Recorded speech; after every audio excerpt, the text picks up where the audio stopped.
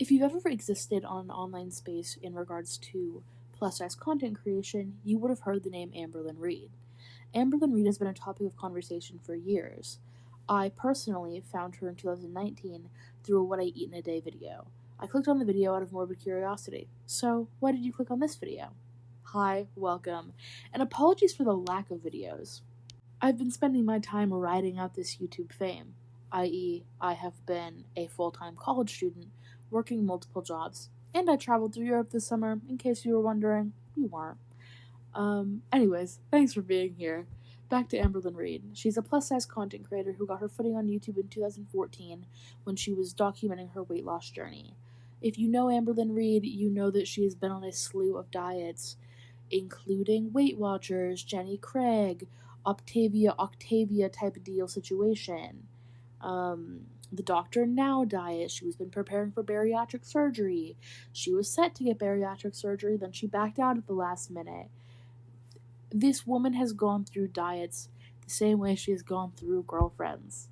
And when you hear people discuss Amberlynn, they're going to talk about her various girlfriends, and they're indicative of what quote-unquote era she is in. So some videos will discuss her through the Crystal era, the Destiny era, the Becky era, the Wifey Jade Alex Feline era, Tommy era, Alexis era, Valentine era. It's a lot about who she's dating, and it gets very, very, very confusing. However, her dating life isn't entirely what this video is about. It's in regards to Feederism culture and how Feederism has been more prevalent on YouTube and on TikTok as of late. Amberlynn recently has been gaining traction on TikTok through silly clips of her talking about what she orders. 2 chips, although I asked for an apple, but that's okay. This is not a veggie sandwich. Wow. Turkey with bacon and cheese. I'm really, really upset right now. I'll try it. Here we go. It's very tasty. Bacon. Honey, that is not what I asked for. Every single time she orders food, something happens to be wrong with it. There happens to be more food, and it's more unhealthy than she initially thought she purchased. There are clips of her going viral. On YouTube, Amberlynn has been very wishy-washy with how mukbangs affect her weight loss journey. There are some clips of her saying that she feels as though when she eats on camera, she is monitoring herself as she eats better than she would off of camera. And there are other clips of her saying that the idea of monetizing her eating habits will inhibit her eating the proper amount of food for her body and what makes her actually feel satiated. Regardless of the truth in either of these claims, we watch her eat on her channel constantly. There are clips of her eating spaghetti and moaning in a relatively pornographic way. And there are clips of her groaning and making very overtly sexual noises as she eats. And recently, I want to say in the past month or so, there was a story about her quote-unquote getting freaky with a crumble cookie. Like, I need you to get creative with other things. So we thought about like me getting creative with like me doing Legos. It was just like a seductive, creative masterpiece, okay? So something about Erica is she loves a crumble cookie, or a cookie crumbles, or whatever the hell it's called. She loves those. So every week she would get a new flavor. And one week she was like, oh my God, the banana split is like so good. And I was like, oh, okay, cool. And just like repeatedly, she was like, you need to try this, you need to try this, you need to try this. So I was like, okay. So I wanted to film like a taste test for her. So I put 2 and 2 together and I was like, okay, Erica loves to watch my YouTube, loves when I do like a taste test. Why don't I put that in a video just specifically for her? But then why don't I make it also kind of sexy like I did with like the dishes video? And it had nothing to do with like feederism, no, because I was doing it with like other activities in my life. And this one just happened to be with a cookie. And it's nothing hectic, I promise. Like, there you go. However, this video isn't entirely about Amberlynn Reid, it is more so about Feederism, and I would say that Amberlynn Reid was the first person who opened my eyes to what Feederism could be. I don't know how many of you grew up with a mother or a father that was heavily into diet culture. I know I did, and my 600-pound life was on the television constantly. I mean all of the time. And in that, you see a lot of people and a lot of lifestyles you otherwise wouldn't have seen. And For the most part, people watch this show out of morbid curiosity or a way to feel better about their lives. When I was a child, I would sit on the couch with my mother. She would be watching to make sure, she wasn't having any of these habits that these people on the show do. I was watching out of morbid curiosity. And that was when I had learned what feederism is. There were a number of primarily women on the show who would eat on camera, and that's how they became 600, 700 pounds. And Amberlynn has repeatedly had accusations of catering to feeders when she eats and she makes sexual noises and all of that. But she also very recently has been noted to date someone who is a feeder. Her new girlfriend has been coined by TikTok as Tommy Salami. However, for all intents and purposes, I will be calling her Tommy.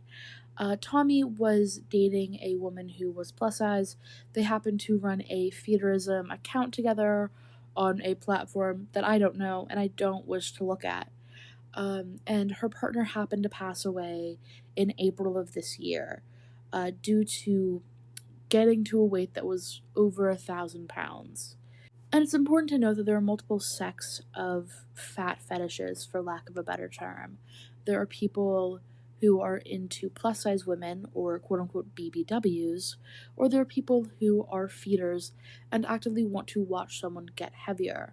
A channel called We're All Insane, who has a really, really great podcast episode with someone who was groomed into what is called death feederism.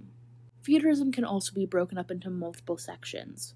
The two primary ones are people who just like to watch someone get heavy and get fat, and there are other people who are interested in the idea of making their partner get so heavy that they pass away. And that is seemingly what Amber's partner Tommy is interested in.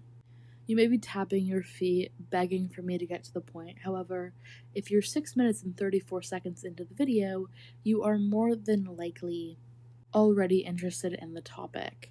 But the primary question that I believe Amberlynn Reid brings up is, how have mukbangers made feederism more mainstream and more palatable to the common eye? Before TikTok, it was pretty difficult to find mukbang content. You might see a video of Trisha Paytas eating a Domino's pizza on her floor crying, or you might see a Nikocado avocado video where the comments are riddled full of hate.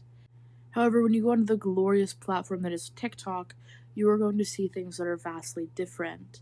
Generally speaking, you're seeing videos of people, often in their car for some reason, with a battery-powered fryer, frying a 3 times wrapped Chipotle burrito and dipping it in cane sauce and covering their hand in queso with an absurdly high-quality mic that gives you real clear chewing noises that you didn't want to hear.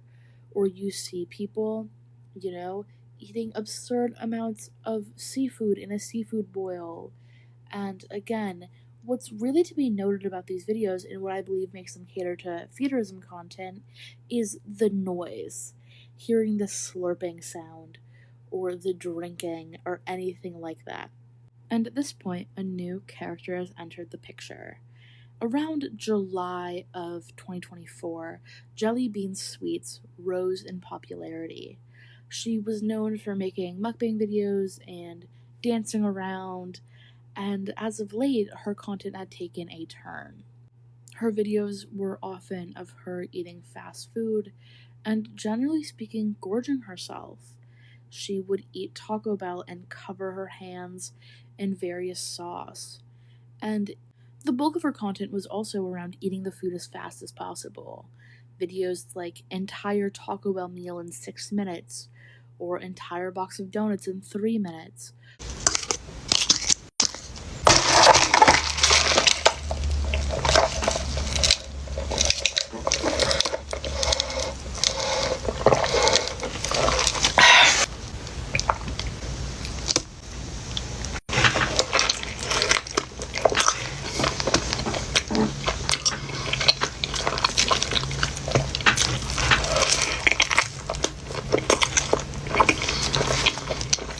Or something of the sort. So this wasn't your general YouTube video of eating a gluttonous amount of food, but also talking. It was all about sound, messiness, and speed, which is also aligned very closely with Feederism content. In July of 2024, people started to inquire about this content, wondering why is it so pivotal that she gets the sauce all over her, and that we have to hear these slurping sounds, and that speed is so integral to the content. And people were inquiring, is this Feederism content? Other people were just telling her to get her bag, and lots of people noticed this rapid weight gain, which they often attributed to her poor eating habits, her excessive amount of food, and her lack of dancing videos. When these rumors arose, obviously she gained more followers, many of which to be feeders. So she started to wear shirts that were much too small and would roll up, and she would get sauce on her hands, on her stomach, and she'd make, again, very graphic noises similar to the ones that Amberlynn was making when she would make mukbang adjacent content. And there are a number of countries that have actually taken laws against mukbang content, one of which being China, in which a few months ago a woman was making a live stream of her eating, and she ate so much her stomach quite literally exploded on this live stream. I think that the palatability of mukbang content and feederism content has made the world less safe for plus-size individuals. When you expose larger audiences to fetish content, more people are likely to develop that fetish. So plus-size individuals who already have a tough time dating, they are going to be more frightened by the idea that they're going to date someone who's into feederism, and death feederism at that.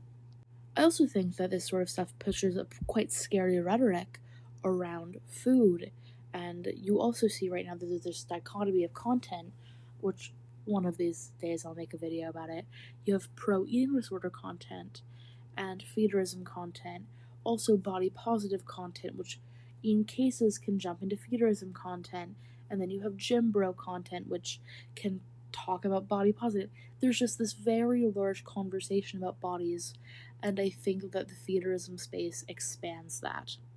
And you have a lot of these gym people who happen to be religious, and they will talk about how being fat is essentially a sin because you're engaging in gluttony, and they will cite these mukbang videos as proof that fat people are engaging in gluttonous behavior, primarily someone like Nikocado Avocado, who is known for trolling, but his weight gain has also been discussed very heavily in the public eye.